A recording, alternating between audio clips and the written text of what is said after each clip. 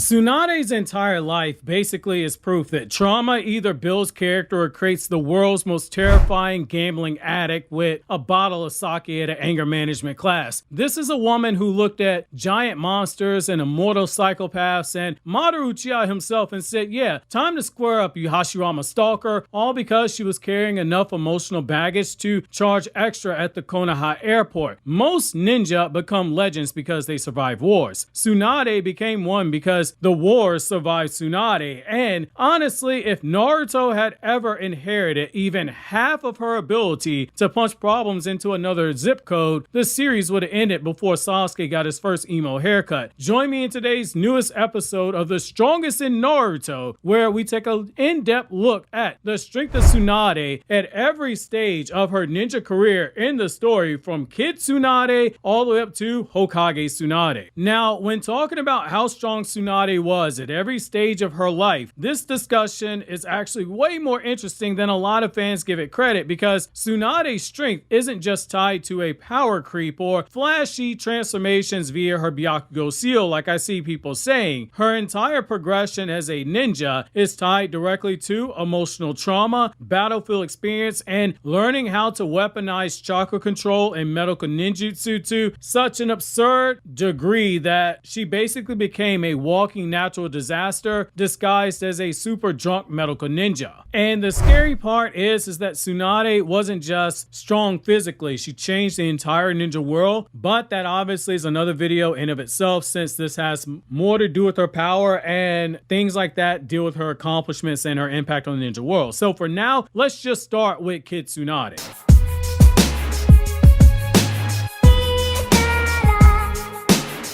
Starting with Kid Tsunade, there is honestly wasn't a lot of information because of the early years of the Legendary Sannin happening completely off screen. Kishimoto basically looked at the rise of the Sannin and said all possible lore that could fill up a prequel manga itself, and said, trust me bro, they were just all built different. But even with the limited information available to us in the story, there's still enough to get an idea of how strong she is, and we can thank Jiraiya directly for that tidbit, as well as other statements from people like Hashirama. So first off, Tsunade was born with a ridiculous amount of genetics when you think about it. She's the granddaughter of Hashirama and Mito. This means that from birth, she inherited both the Senju clan life force and chakra levels, and the Uzumaki clan's extremely strong vitality. In other words, Tsunade basically hit the genetic lottery so hard that the ninja world should have investigated her bloodline for cheating. Hashirama himself spoiled her constantly as a child because he was her first grandchild, but he is also stated to have glimpsed her raw power at a very young age, meaning that even during the early years, Tsunade was much stronger than most of her peers at that age group, if not stronger than all of them. This is further backed up when you realize that as students of the third Hokage, the Sannin as children were clearly abnormal and they were brim-filled with potential. Jiraiya was already undergoing Sage Mode training as a child, and that is a major deal when you remember that back in the Pain arc we learned that just attempting the Sage Mode training itself requires enormous chakra reserves. So if Jiraiya had already had that level of potential as a child and was already in possession of those high chakra levels to begin Sage Mode training, then it's reasonable to assume that Tsunade and Orochimaru were monsters in their own right, since the Sannin were always implied to be relative to one another overall, with some areas being higher for one Sannin and lower for another. We can't really say with 100% certainty what quantifies as large enough chakra reserves to do Sage Mode training, and unless you have perfect chakra control, large chakra reserves isn't the flex you might think it is, because it just means you're more prone to wasting chakra. However, that does alone give us a bit of a measuring stick for young Tsunade. In fact, realistically speaking, and taking a very conservative approach, Kid Tsunade was probably already operating at somewhere around a lower Jonin tier compared to the main Naruto storyline. Not elite Jonin like say Kakashi later on in Naruto Part 1, let alone the even stronger Kakashi in Naruto Part 2, but definitely beyond most normal adults. Basically the kind of kid where if you saw on the battlefield, your first reaction would probably be, why is this child here? Immediately followed by, oh my god, she broke my ribcage. If you're new to this channel and unfamiliar with where we classify lower Jonin, think of that tier as starting out with Kid Kakashi before he got the Sharingan. Strong, but clearly not the strongest. However, that honestly fits because Tsunade's entire combat style revolves around overwhelming physical force paired with monstrous chakra control for those chakra-enhanced punches. Those foundations had to have started young. That being said, there isn't much else to talk about Kid Tsunade, but the older versions of the character, especially when you get past 24-year-old Tsunade, and Tsunade when she's pushing 40 years old, near the end of the third Ninja War, we got a lot of concrete stuff to get to. But for now, let's look at young adult Tsunade.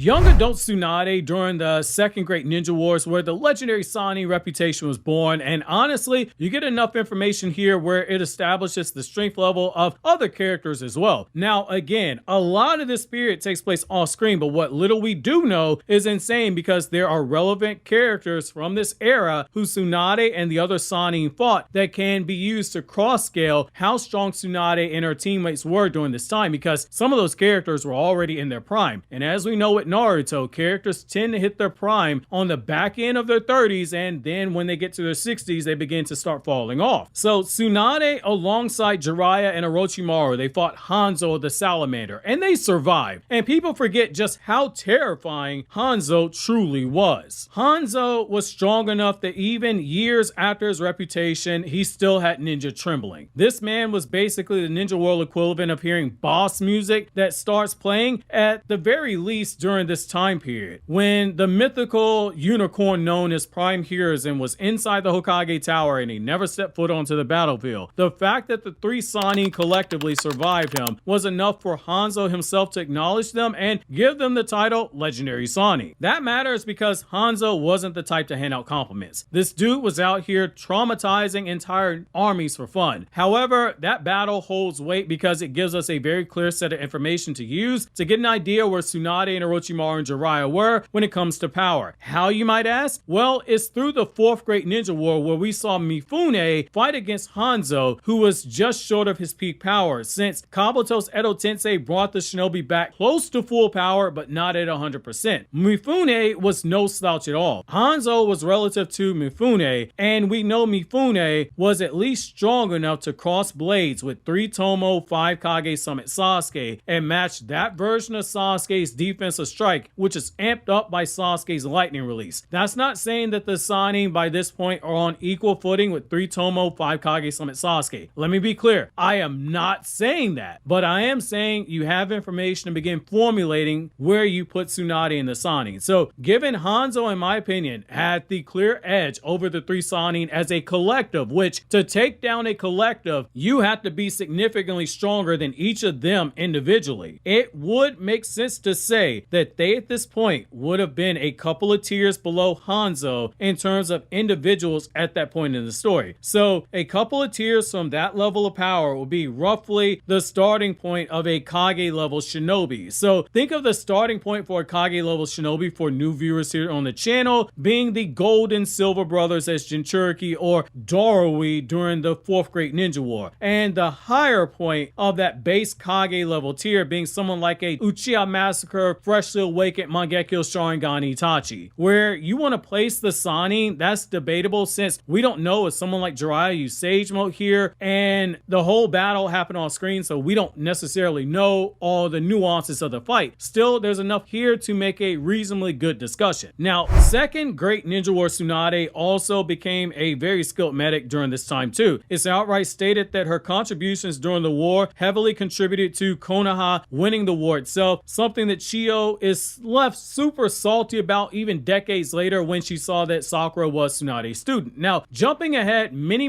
years later in the timeline, we know that during this time, the Sannin would continue to grow even stronger through their exploits. In the story, they were between the Second Great Ninja War and the end of the Third Great Ninja War, basically off screen. You can use anime filler to fill in some of the gap if you want to, but we're not going to use that for this section. There are tidbits that we can use to measure here. For For starters, when Minato tells Obito that Kakashi's dad had the power that equal or rival or was not inferior to, depending on the translation you use, of the collective legendary Sannin, that statement was made during the Third Great Ninja War, comparing the Third Great Ninja War Sannin, who would have been in their late 30s, and until the Minato one-shot manga chapter, we didn't really have an idea of what that meant to measure them by. A lot of times when people heard that, they're thinking of the legendary Sannin as we saw them in Naruto Shippuden, but now we have concrete information. So in the Minato one-shot chapter, which takes place a few years before that scene with Minato and Obito, we know that the collective of the Jinchuriki of Han and Roshi fighting together were enough for Jiraiya to order Minato to teleport their team back to safety, and that Minato and Jiraiya likely had to hard carry during that fight against both of those Jinchuriki and push them to the point where they had to use their Tail Beast chakra avatars, and both of the Jinchuriki were fighting with killing intent. And given the fact that Minato's other two teammates were basically fodder because we don't know anything about them, we can safely say that Jiraiya and Minato hard carried here. We have a rough idea of how powerful Han and Roshi were, with Kisame being strong enough to take down Roshi during the Shippuden era of the story, though we don't have real confirmation if Roshi's power level increased in the years that passed between this, so you can make of that what you will. And it should be worth noting that when you take into account the anime continuity, we do get information that could be used to argue that the Roshi who took on Kisame may have been somewhat stronger or potentially even weaker depending on his age. So in the Biju song in the anime, it mentions that Roshi had Son Goku for over 40 years, but we don't know the age of Roshi either. It's never confirmed anywhere, so it's hard to pinpoint when that 40-year period began, because for reference, 40 years before that time, so when Naruto's about to turn 17, that would have been during the point in time roughly during the decade that existed between when Minato was born and the start of the second Ninja War beginning. So it just comes down to how old you think Roshi was when he became a Jinchuriki, and that makes the battle with Minato and Jiraiya during the early days of the Third Great Ninja War, back when Minato was given the nickname the Yellow Flash and had not yet began to make the Rasengan, that makes the battle something of a more clear picture to paint here. I say all that to say this: given the Sannin are pretty much all relative to one another on a sliding scale, you've got a starting point for at least where base Jiraiya is, and this would have applied to Tsunade since at the time she did not have the marking of the Byakugo seal on her forehead, meaning she had not yet fully completed. So you can use the Jiraiya information from that fight to cross-reference to about where Tsunade would have been, though it's not known whether or not Jiraiya used Sage Mode in this fight, though it seems unlikely. Before the Minato one-shot manga, there wasn't really enough to gauge where Tsunade would have been in power-wise here, but now, this new information, you can extrapolate some of it to apply it to Orochimaru and Tsunade, because again, the Sannin are implied relative to one another, where Orochimaru and Jiraiya might have been physically faster. Tsunade, she had chakra-enhanced punches that were basically chakra-controlled nukes waiting to detonate as soon as she hits you. Now, the real fun begins here when we go into the more concrete versions of Tsunade that we have, like the one that we meet in the main timeline of the series, and is a lot easier to scale because we have that concrete evidence from the battles and the anime-only scenes, and there's a lot less room for interpretation.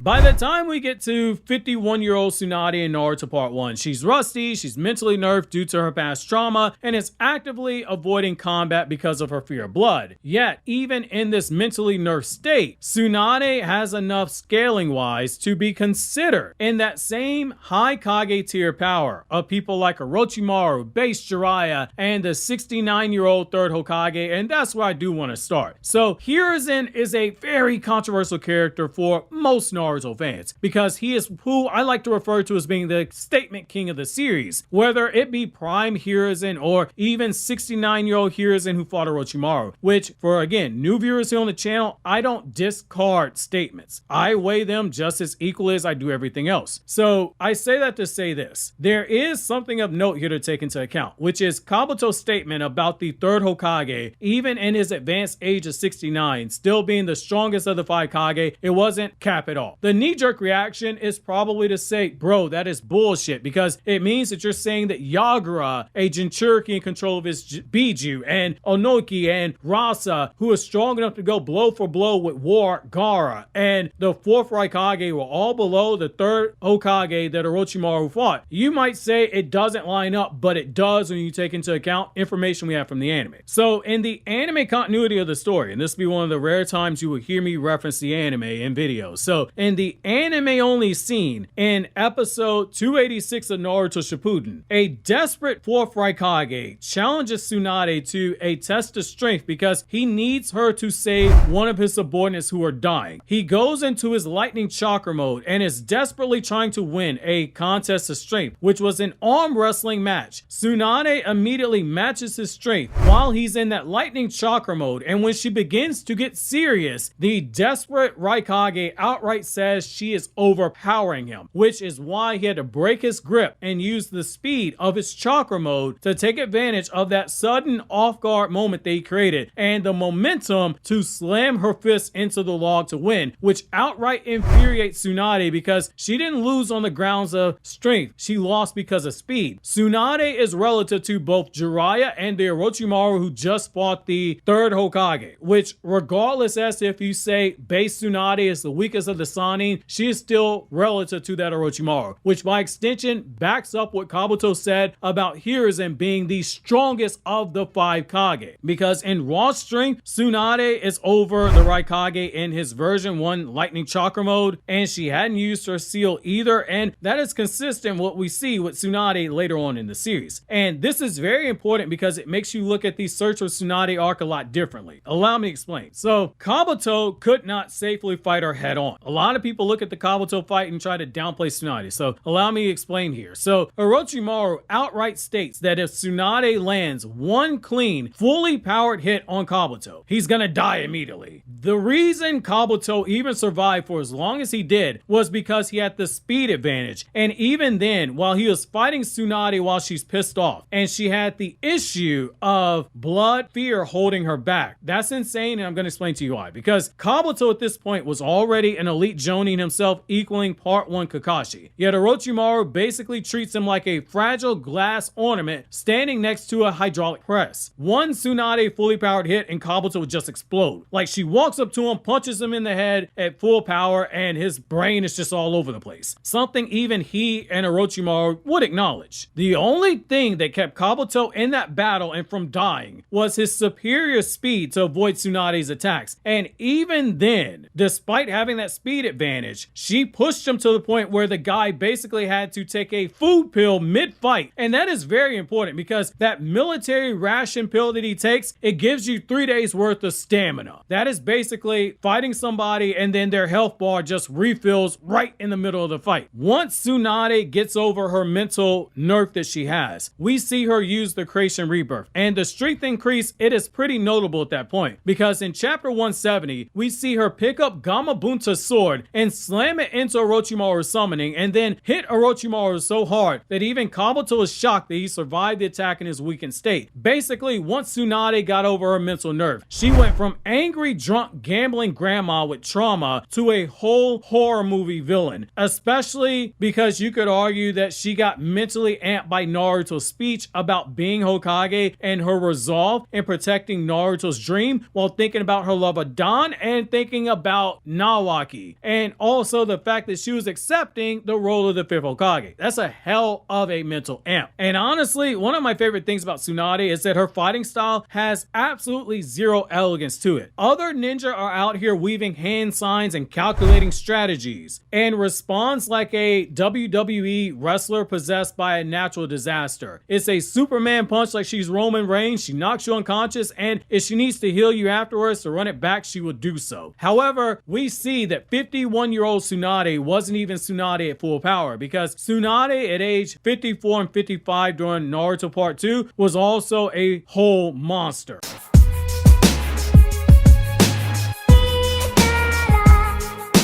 When we look at Hokage Tsunade, this is where people genuinely begin to underrate her. During Pain's invasion, Tsunade simultaneously summons Katsuyu, distributes her across the village, heals countless ninja, protects civilians, and keeps the village functioning during complete annihilation, though that should be worth noting that was more so her management skills at last point. But I say to say this, take a second and think about how truly insane that is for a moment. That alone is an insane testament to her chakra levels. She not only was able to heal up all the damaged shinobi during Pain's invasion, but when Pain used the Chibaku Tensei to blow up the village, she was able to use enough versions of Katsuyu to protect every single villager, every single shinobi that was alive during that attack. And despite her being on her last leg, she was willing to push past her limits to attempt to fight Pain. She would have lost, but that says a lot. Even after she's unconscious, Katsuyu was still on the battlefield, and it's important to note that Katsuyu as a summoning is directly linked to the chakra levels of the person that summons her. That speaks volumes about her chakra levels. Katsuyu's scale, to restate, is directly tied to the user's chakra reserves. From how big Katsuyu is to how many versions of Katsuyu are spread out on the battlefield. And it should be worth noting that nobody has ever summoned 100% of Katsuyu, so Katsuyu requires a lot of chakra. The fact that Tsunade could spread Katsuyu across the entire village while continuously healing thousands of people, then protecting every single living person in the village from not just a standard Chibaku Tensei, or even one that you could say, oh, it blew up the village, because framing it as it just blew up the village actually downplays how insane that was. Nagato literally dumped all the chakra of the 6 paths of pain into the Deva path to blow up the village, and Tsunade was able to protect everyone from that attack. So anyone saying, oh, she survived an attack from one pain, that's disingenuous. It was all of their chakra into one, and that chakra was concentrated. That says a lot about how monstrous her chakra reserves were. Even after exhausting herself to a point of collapsing, Katsuyu remained active to assist Naruto. Then when you get into the 4th Great Ninja War, this is peak Tsunade, and the one that gives Tsunade haters a reason to start foaming at the mouth. Why? Because this version of Tsunade, she is terrifying. Madara himself directly praises Tsunade's raw power and states that her strength surpasses the 4th Hokage. That is a massive, incredible statement, and what's more impressive is that when you realize these two important bits of context people try to downplay. Madara in character does not hand down praise to someone's power lightly. It's always earned, and it's always a blunt assessment. He is a reliable narrator in that regard, especially when you consider this next fact. He didn't verbally say it out loud. He was thinking it to himself. He has no reason to lie to himself when he was assessing her strength increase with the Byakugo seal. If you're saying otherwise, that's 100% cool. Tsunade is stronger than the Raikage using any lightning chakra mode. Doesn't matter if he uses lightning chakra mode 100, which doesn't even exist. Tsunade's confirmed to be stronger. Doesn't mean that she wins the fight, because the strongest doesn't always win every matchup. But on pure strength, she is confirmed to be the strongest, and that is huge. That means we can put Tsunade using the full Byakugo seal above the lightning chakra mode version 2 4th Raikage's attack power, but below KCM1 Naruto. And this version of Tsunade shows some crazy stuff when you think about it. If Creation Rebirth had her lifting Gamabunta sword, the Byakugo seal Tsunade was able to crack the Susanoo ribcage of Edo Madara, and with some positioning and ninja trickery, she was able to shatter it with a fully powered heel kick. But again, with some ninja trickery and with teamwork, but the feat is still insane. And then comes the craziest durability feat of her entire life. Madara literally bisects her, cuts her body completely in half, and Tsunade still remains conscious long enough to summon Katsuyu and prioritize healing the other Kage before herself. That is not normal behavior. That's not even normal anime behavior. Well, maybe depending on what genre anime you're looking at, but it's still insane. That's the type of thing that makes you question whether or not Hashirama accidentally passed down Wolverine's DNA alongside Hashirama DNA. And what makes Tsunade so fascinating is that unlike other characters, her power never came from destiny being the chosen one that picked her. None of that nonsense. No creepy old alien old guy smiling while touching her so he can pass his power on to her. Tsunade became this strong through experience and intelligence, chakra control, emotional endurance, and years of having survived absolute hell. Tsunade went through some shit, if you excuse my French. She weaponized grief itself, and it was because of a certain knuckleheaded future Hokage that she was able to move past that grief and get back onto the road of being able to fully unlock her full power, which honestly makes her one of the rawest characters in Naruto, because underneath all the gambling jokes you can make, all the bad drinking habits, and the angry grandma energy she possesses, Tsunade is fundamentally someone who kept losing people and still chose to protect others anyways. That's because Naruto changed her. Naruto proved that dreams were not meaningless. He proved that people could inherit the will of others and carry it forward. And because of that, Tsunade stopped running from the title Hokage and became worthy of being a Hokage, which honestly says everything. At every stage in her life, Tsunade wasn't just strong, she was terrifying. Not because she could destroy mountains with a punch, but because no matter how broken she became emotionally, no matter how many people she lost, and no matter how many times that life tried to crush her spirit, Tsunade kept getting back up. That is something that you have to award her when talking about strength. And in the world of Naruto, that kind of strength might honestly be the scariest of them all. Obviously, if you enjoyed this, consider subscribing, clicking here to check out more videos from the Strongest in Naruto playlist, where we do an in-depth breakdown of all your favorite characters.